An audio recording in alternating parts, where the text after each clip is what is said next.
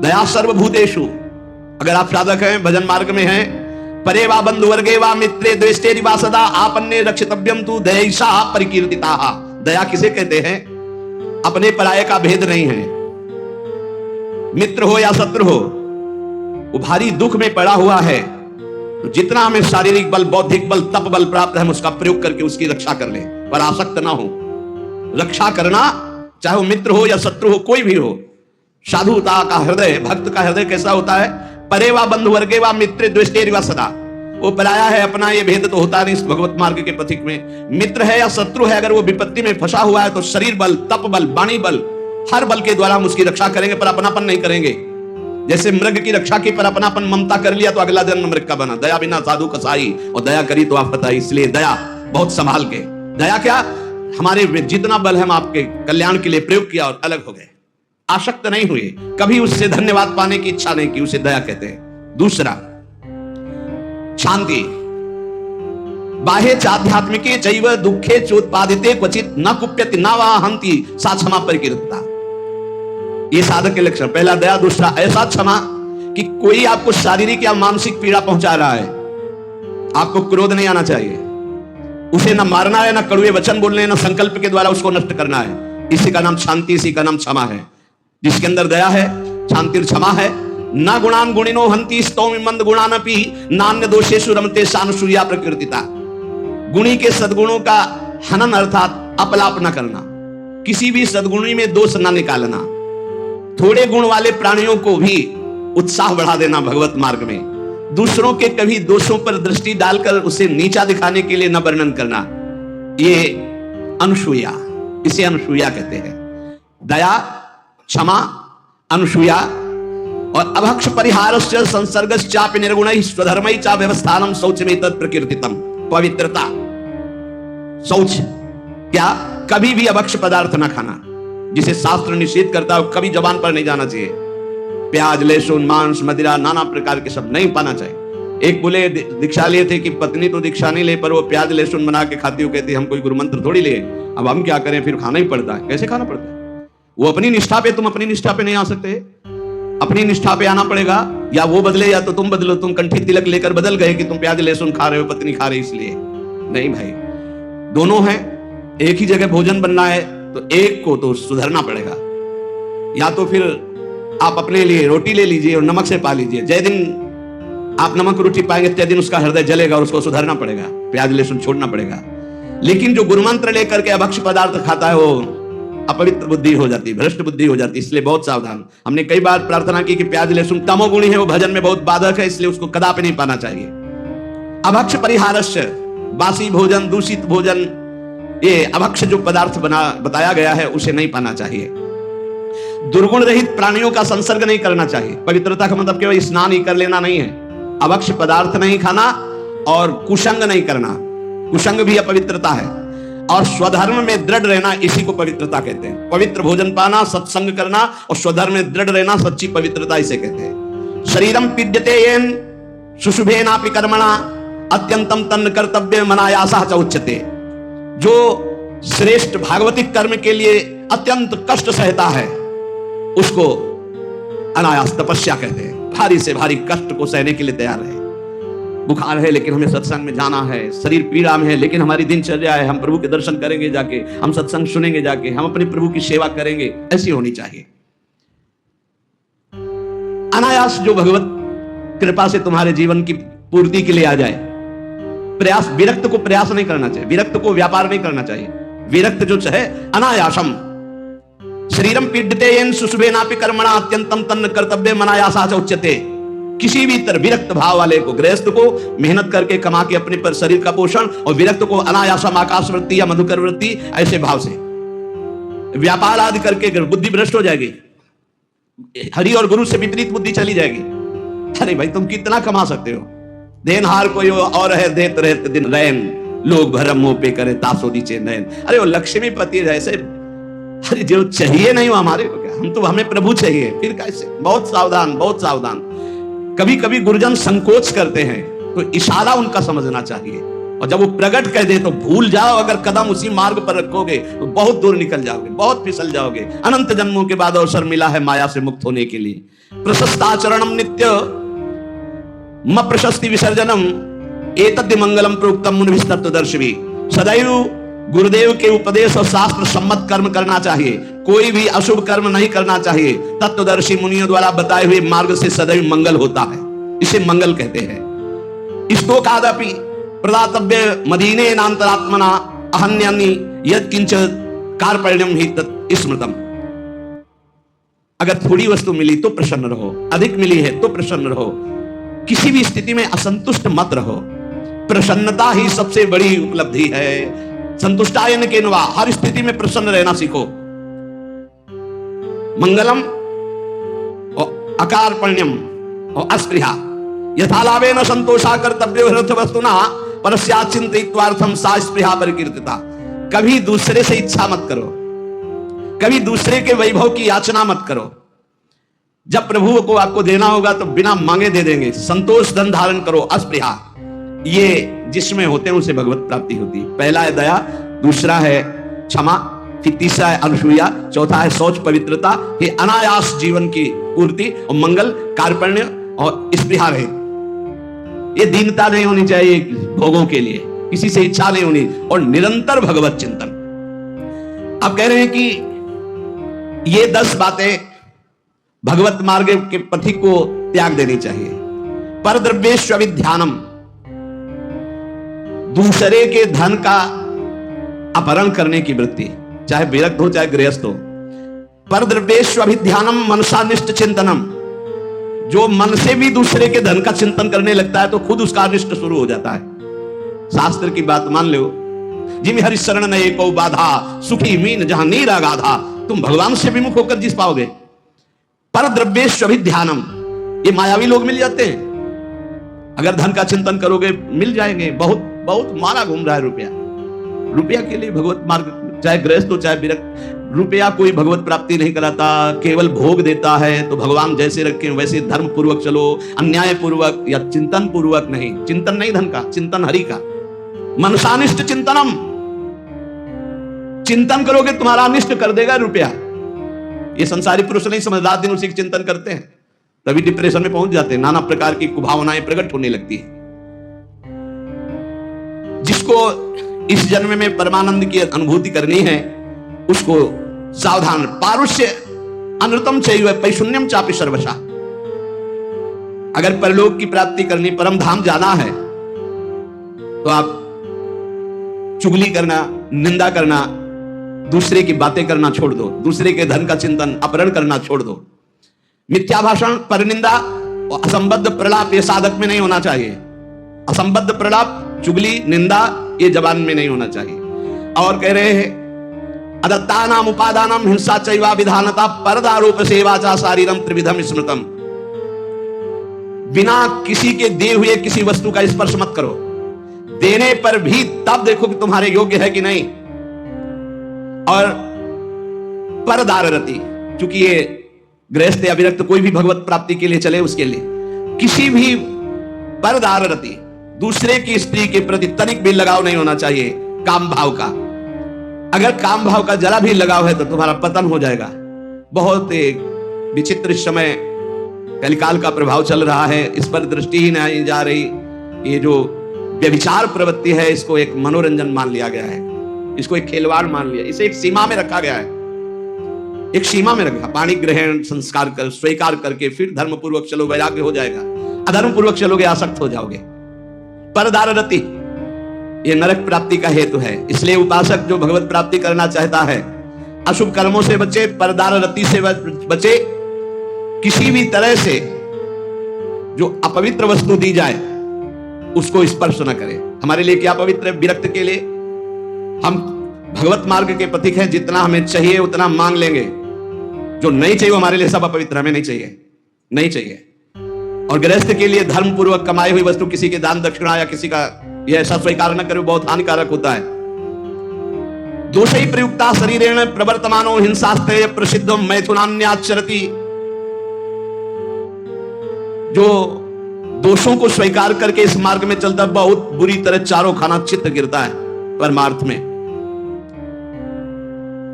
कई तरह के मैथुन होते हैं, उन मैथुनों से बचे। अष्ट मैथुनों का वर्णन आया है। ये कुकर्म आचरण करने वाला कभी भगवत प्राप्ति के मार्ग में अग्रसर ही नहीं हो सकता।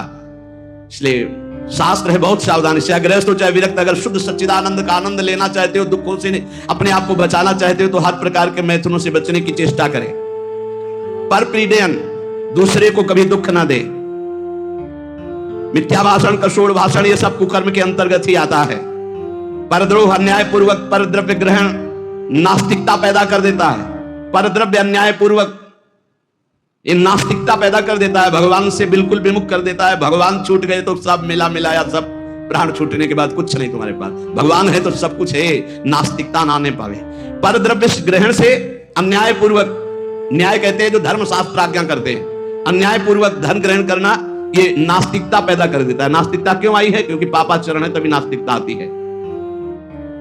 उपासक को सावधानी पूर्वक दुष्संग से बचना चाहिए। दुष्संग कई तरह का होता है। यदि दुर्जनों का संग मिल जाए तो जैसे 10 वर्ष सत्संग करने से आप उज्जवल हुए, तो 10 दिन का दुर्जन का संग आपको नष्ट कर देगा। तो कहते दुर्जनस्य ही संगेन सुजनोपि विनश्यति प्रसन्नम जलमित्याहु कर्दमयि कलुषीकृतम। जैसे अति निर्मल जल बहुत दिनों में होता है, हिलन डुलन नहीं हुई, धीरे धीरे वो शांत निर्मल होता है, लेकिन उसमें जो ही कोई घुसेगा तो पूरा मलिन हो जाएगा। ऐसे ही मन को निर्मल करने में बहुत समय लगता है, लेकिन दुर्जन का संग चरित्र दूषित करके हृदय को मलिन कर देने में बिल्कुल देर नहीं लगती। इसलिए दुर्जनस्य ही संगेन सुजनोपि विनश्यति, बड़े बड़े सज्जन पुरुषों का नाश भी दुर्जन पुरुषों के संग से हो जाता है। एक बार यदि दुर्जन का संग हो जाए तो निकलना मुश्किल होता है। बड़े बड़े सज्जनों के हृदय में भगवत मार्ग पर अविश्वास पैदा करके नास्तिक बना दिया दुर्जनों ने। जब दुर्जनता का संग हो जाता है तो वो दुर्जन पुरुष बड़े बड़े सज्जनों के प्रति भी दोष दर्शन करता है। जैसे लोगों के साथ रहा जाता है, जैसे लोगों की बात सुनी जाती है, जैसे लोगों से हम बात करते हैं, वैसा स्वभाव बन जाता है। जब दुर्जनों का संग हो जाता है तो बड़े बड़े सिद्ध साधु के पास भी वो कुछ लाभ नहीं ले पाता, केवल दोष दर्शन करता है। स्वभाव उसका बन जाता है दोष दर्शन का। इसलिए भ्रमादपि तु दुष्टानाम संगाया कुरुते जना समर्था पुनस्त्यक्तुम तत्र विनिहन्यते। यदि भूल से भी दुष्ट का संग हो जाए तो तत्काल संग त्याग कर दो, नहीं नष्ट कर देगा। दुष्ट की पहचान, जिसके संग से भगवत स्मरण छूट जाए, जिसके संग से कुवासनाएं बढ़ने लगे, उसी का संग दुष्ट संग कहा जाता है। भगवान श्री राम तो इतना भी कह दिए कि बर भल बास नरक करता था, दुष्ट संग जन दे विधाता। नरक मिल जाए अच्छा, पर दुष्ट ना मिले। दुष्संग बहुत बुरी तरह विनाश करता है। उदर निमित्तम बहुकृत वेशा, ये दुष्संग हो जाएगा। जो जनेन्द्रिय और रसेंद्रिय का पोषण करता है, भेष कोई भी रखे हो, वो सत्संग नहीं हो सकता, वो दुष्संग ही है। जिनका चित्त शुद्ध होकर सच्चिदानंद भगवान के सुख में डूबने का लक्ष्य बन गया, वो साधक सावधान। दुर्जना परिहर्तव्यो विद्यालंकृतो यदि मणिना भूषिता सर्पा किमसौ न भयंकरा। दुर्जन मनुष्य हो, बहुत विद्वान हो, तो तुम्हारा नाश ही कर देगा। जैसे मणि से भूषित सांप हो तो क्या विष नहीं छोड़ेगा? वो विष ही छोड़ेगा। इसलिए बहुत संभल करके। सद्भिरासीत सततम सद्भि कुर्वीत संगितम सद्भिर विवादम मैत्रीम च ना सद्भि किंचिदाचरेत्। संत पुरुषों के साथ रहो, संत पुरुषों का संग करो, उनसे विवाद मत करो, जैसा वो कह रहे हैं वैसे करो। सज्जन पुरुषों के संग से तुम्हारे हृदय में सज्जनता आएगी, और दुर्जनों का संपर्क तुम्हारे हृदय में अश्रद्धा पैदा कर देगा। कैसा? अब जिस संत से मिलोगे तुम्हारे अंदर अश्रद्धा है तो तुम वहां दोष दर्शन करोगे। महापुरुषों के समीप रहते हुए भी तुम कुछ नहीं प्राप्त कर पाओगे। जाड्याम धियो हरति सिंचन्ति वाचम सत्यम मनोन्नतिम दिशति पापमपा करोति चेता प्रसादयति दीक्षु तनोति कीर्तिम सत्संगति कथम किम न करोति पुरुषाम। जब सत्संग मिलता है तो हृदय का कूड़ा करकट दूर हो जाता है, काम क्रोध नष्ट हो जाते हैं, बुद्धि विवेकवान होकर भगवान की तरफ बढ़ती है। और जब कुसंग मिलता है तो ऐसी संशयमय बुद्धि हो जाती है कि बड़े बड़े संत महात्माओं के समीप जाकर के भी वो दुर्लभ लाभ ना लेकर वो दोष दर्शन करता रहता है। समीप में दूर दूर से आकर लोग उनके दर्शन और उनके वचन सुनकर अपना परम कल्याण कर लेते हैं, लेकिन दुर्जन स्वभाव वाला, दुर्जन संग करने वाला उनके समीप रहकर उनकी निंदा करता है, उनके दोष दर्शन करता है, उनसे लाभ नहीं ले पाता है। अनेकों बार बड़े महापुरुषों का संग प्राप्त होने पर भी वो अगम्य रहते हैं, उनका लाभ नहीं ले पाते। इसलिए देवर्षि नारद जी ने बताया कि साधु संग अगम्य है। साधु के समीप रहना, साधु के समीप जाना, अगर आपके अंदर दुष्टता है, दुष्ट स्वभाव है, तो आप उसका लाभ नहीं ले पाएंगे। दूर दूर से आकर लोग दर्शन, संभाषण और अपना परिवर्तन कर रहे हो, समीप रहकर दुष्ट स्वभाव होने के कारण, वो साधु में दोष दर्शन करने के कारण लाभ नहीं ले पाते। सरसैया में पड़े हुए भीष्म जी ने युधिष्ठिर जी को उपदेश दिया, ध्यान से सुन ले, इसी जन्म में भगवत प्राप्ति हो जाएगी। जो पुरुष इसी जन्म में भगवत प्राप्ति करना चाहता है, मनुष्य शरीरधारी, वो पहले आहार पर संयम करे, उसे सूक्ष्म करे, इतना कम ना करे कि भोजन का चिंतन हो, पर इतना भी ना करे कि डकार आवे। भगवत प्राप्ति करनी है तो ये बात पकड़ लो, हजारों जगह शास्त्रों में बात लिखी, मिताहार, भिक्षान्नम औषधम, जैसे औषधि पाई जाती है ऐसे बहुत संभाल के खाओ पियो, जितने से एकदम आपका शरीर हल्का बना रहे। एक दो शरीरों को तो रोग हो जाता है, वो क्या कहते हैं, जो गले में होती गांठ, थायराइड है ऐसे, वो तो बात अलग है कि भाई अब थायराइड हो गया है, नहीं तो थायराइड में ज्यादा तगड़ाहट हो रही, थायराइड खूब खाते चले जा रहे। जिसको इस जन्म में भगवत प्राप्ति करनी, भोजन पर पहले सुधार करे, अल्पाहार और सात्विक भोजन, चाट चटोरा भोजन की तरफ से बचे। अगर भगवत प्राप्ति करनी है, अल्पाहार करे, प्रकृति से परे अविनाशी पद की प्राप्ति के लिए प्रकृति के आकर्षण पर विजय प्राप्त करना पड़ेगा। जो साधक घर में रहकर या घर छोड़कर, दोनों साधक होते हैं, गृहस्थी और विरक्ति, जो घर में रहकर साधना कर रहे हैं उनको चाहिए किसी और का ना खाएं, अपनी मेहनत का कमाया हुआ ही भोजन पावे, चाहे जहां जाए, कहीं किसी और का ना खाएं। 10 रुपए का खाया है, 20 दे दो, तुम्हारे को भगवत प्राप्ति करना है। कभी ऐसा नहीं कि रास्ते में भंडारा बट रहा है, हलवा बट रहा है, दबा के पा लिया, चलो यार कम से कम बचे तो 100-200 रुपए, नहीं बचे, नहीं, जिसके लिए आए थे वो सब ले गया। वो गृहस्थ आदमी को अगर किसी का पानी भी पियो तो 5 रुपया उसको दे दो, 2 रुपया दे दो, नहीं रुपया दे दिया, वहां 2-4 दोना पत्तल उठा करके आसपास सेवा, कुछ सेवा कर दो। कोई तुम्हारे सुकृत ना लेने पावे भगवत प्राप्ति के मार्ग। अगर विरक्त है तो भिक्षान्नम औषधम, विषयों के सामने उपस्थित होने पर भोगने की इच्छा ना होना। गृहस्थ हो, तुम्हारे धर्म के विरुद्ध भोग का अवसर आ गया, हट जाओ, भाग जाओ, प्राण बचा लो, मत भोगना, नहीं तो भगवत प्राप्ति में बाधा। और विरक्त है, भोग सामग्री एकदम एकत्रित है, एकांत है, भोग लो, नहीं भोगना, क्योंकि मुझे भगवत प्राप्ति करनी है। नेत्र से, वाणी से, मन से किसी भी दूषित भोग को ना भोगना। नेत्रों से भी भोगना होता है, आप मोबाइल में देख रहे हो या छुप के देख रहे हो, ये ऐसा दृश्य देख रहे हो, ये नेत्रों से भोग हो गया, ये आपको नष्ट कर देगा। नेत्रों से बहुत नष्ट हो चुके हैं, नेत्र ही है जो दिखा करके भ्रष्ट हो गए।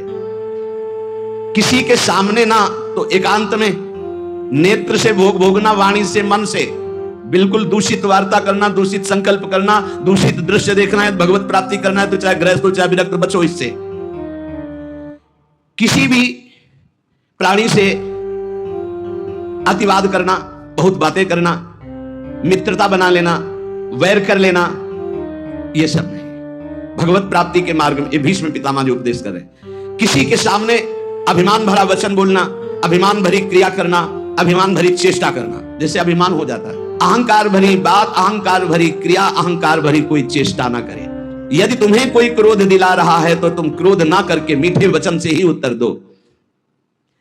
जब किसी के यहां भिक्षा मांगने जाओ तो वो तुम्हें आदर दे तो उस घर में मत बैठना, भीष्म पितामह जी का है ये उपदेश। यदि तुम्हें किसी कोई निमंत्रण दे तो कभी मत जाना। भगवत प्राप्ति करना है ये विरक्त के लिए। अगर तुम्हें कोई आज महाराज हमारे घर पाए, कदापि मत पाना, निमंत्रण में कदापि मत पाना, ये भीष्म पितामह जी मना कर रहे हैं। और जब भिक्षा मांगने जाओ तो बहुत घरों से मत मांगो, कुछ नियम रखो, 4 घर 5 घर, मिले तो मिले, नहीं उपवास। अब ये नहीं कि पूरे गांव में टहली आए, नहीं, 5 घर 7 घर ऐसे नियम रखे जाते हैं कि हम सिर्फ 5 घरों में जाएंगे, मिले ना मिले। ये नहीं कि पूरे गांव में टहली आएगी, जब तक भरपेट के दोनों टाइम के लिए ना मिल जाए तो हम 50 घर मांग ली। ये भिक्षान नहीं, भिक्षान 5 घर या 7 घर, आवाज लगाई नहीं मिला तो उपवास कर गए। निमंत्रण पाए हुए घर में कभी भिक्षा ना पाने जाए, ये भगवत है कोई रहस्य। मूर्ख पुरुष जब आप परमार्थ में चलते हैं, आपका उपहास उड़ाएंगे, हो सकता है वो आपका तिरस्कार भी कर दे, मारपीट भी कर दे। आप अपने हृदय में दुख ना मानने, हृदय में आनंदित रहें। कोई प्रारब्ध भोग का नाश हो रहा है और उसको डांटे नहीं, उसको मारे नहीं, उसके ऊपर चिल्लाए नहीं, वो तो निमित्त मात्र है। भगवान आपके प्रारब्ध का क्षय करा रहे हैं। यदि भगवत प्राप्ति करना है, बहुत बार ये बातें आ गई है। आताताई पर भी कभी क्रोध करके उसे शाप ना दें। साप देने का मतलब है भजन का फल है। अगर भजन है, सच्चाई से चल रहे हो, आप अंदर से सोच ले बहुत सता लिया तो भोगेगा, तो पक्का भोगेगा, इसमें कोई संशय नहीं। क्योंकि भजन एक अमोघ शक्ति है, जिधर जाएगी उधर। तो हमारा भजन मंगल के लिए कि अमंगल के लिए? तो कह रहे आताताई तुम्हें कितना भी सताए, तुम क्रोध करके उसे शाप आदि मत देना, कभी अंदर से बुरा मत चाहना। गृहस्थ के घर में जब धुआं निकलना बंद हो जाए, अब धुआं नहीं, गैस है, गैस के चूल्हा है तो धुआं का कोई ज्यादा काम ही नहीं। जब मूसल की आवाज आनी बंद हो जाए, भीष्म पितामह के समय मूसल से कूटा जाता था, अब तो मूसल से नहीं, तो मशीनों से है। और जब सब भोजन कर चुके तब विरक्त को भिक्षा मांगनी चाहिए, मतलब लगभग 2 बजे।